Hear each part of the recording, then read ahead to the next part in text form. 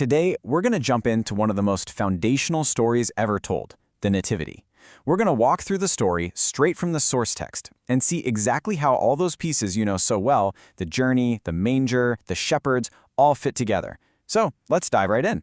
And what's so fascinating is where this monumental story actually kicks off. You might think it starts with a big, divine sign in the sky or a prophecy, but no. It begins with something surprisingly normal. Actually, it's pretty bureaucratic. You see, the entire narrative is put into motion by a political event. It's an order that comes from the most powerful man in the world at the time. And that order creates a ripple effect that touches everyone, including one very, very specific family. Now let's just pause for a second and appreciate the scale of this. The order wasn't just for a small town or a single region. We're talking about the entire Roman world. It was this huge empire-spanning command. And what was the command? A census. Everybody had to be counted. Now, this wasn't like a polite request you get in the mail. This was an imperial order that forced millions of people to get up and move. The level of compliance required is kind of hard for us to even wrap our heads around today.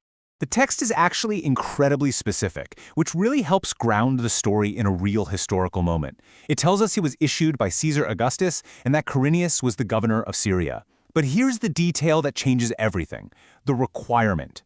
You couldn't just register where you lived. You had to go all the way back to your ancestral town. That one rule is the engine that drives this entire story forward. And this is where the focus of the story really shifts. We zoom in from that massive imperial decree to something way more personal.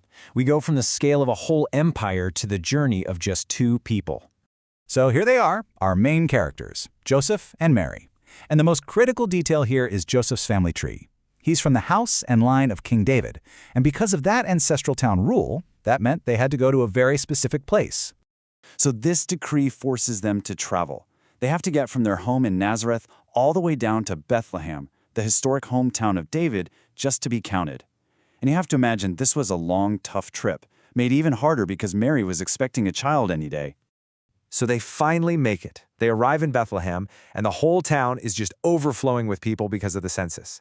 And it's right here, in the middle of all this chaos, that the story hits its crucial turning point.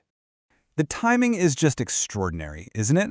Not before the journey, not after they settled back in at home, but right in the middle of this mandatory state-ordered trip, the time comes for the baby to be born. And this brings us to maybe the most famous detail in the whole story. Why did this incredible birth happen in such a humble place? Well, the text gives us a really simple, practical reason. The town was completely full. There was just no guest room to be found. The scene is just captured in these three simple, tender actions. You can almost picture it. She gives birth to her son, she wraps him up in cloths to keep him warm, and then she lays him in a manger, which is just a feeding trough for animals. Okay, so at this point, the story takes a huge turn. The focus pivots completely.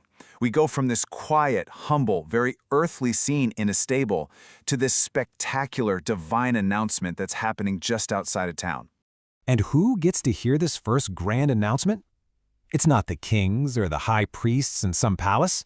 It's shepherds, just regular guys doing their job, working the night shift out in the fields.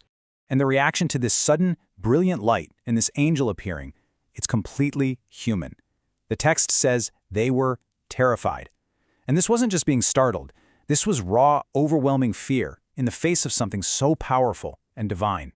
So what are the angel's very first words? Words of comfort. It's a direct response to their terror. It's like saying, hey, calm down. It's okay. Set that fear aside, because this is not a message of judgment. And right here, the angel makes the purpose crystal clear. The whole event is reframed from something terrifying to something absolutely wonderful. This isn't just any news, it's good news, and it's meant to bring great joy, not just to them, but to everyone. The message itself is delivered with perfect clarity. What happened? A savior has been born. Okay, so who is he? The angel uses two of the most powerful titles you possibly could. He is the Messiah, the Lord. The shepherds are also given a sign to confirm that all of this is real. And you have to notice the contrasts here. The sign itself is so humble, just a baby, wrapped up, lying in a manger. But the announcement? It's accompanied by this unbelievable spectacle, a whole army of angels lighting up the sky, praising God. So how did people react to all of this? I mean, really, what do you do with that information? Well, the final part of the story focuses on the very human responses of the very first people to witness these incredible events. The shepherds' response is just immediate and full of action. They decide they have to go see this. They hurry, they find the baby just like the angel said, and then they can't keep it to themselves. They immediately start telling everyone what they saw and heard, and their whole experience just ends in praise. But then the text gives us this really powerful contrast. While the shepherds are out there being loud and active, Mary's response is the complete opposite. It's quiet, it's internal, it's contemplative. She doesn't go broadcast the news, she holds on to it, she treasures it, and she thinks about it in her heart.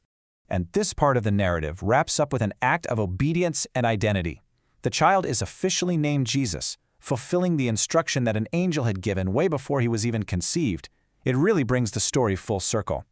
So, when you step back, you're left with this powerful theme running through the whole thing. A story that starts with a decree from a powerful emperor, ends with a baby in an animal's feeding trough, announced to shepherds by angels. It's a story of immense power and profound humility sitting right next to each other. And it kind of leaves us with a question to think about. What does this incredible contrast, a king born not in a palace but in a manger, tell us about the nature of his kingdom?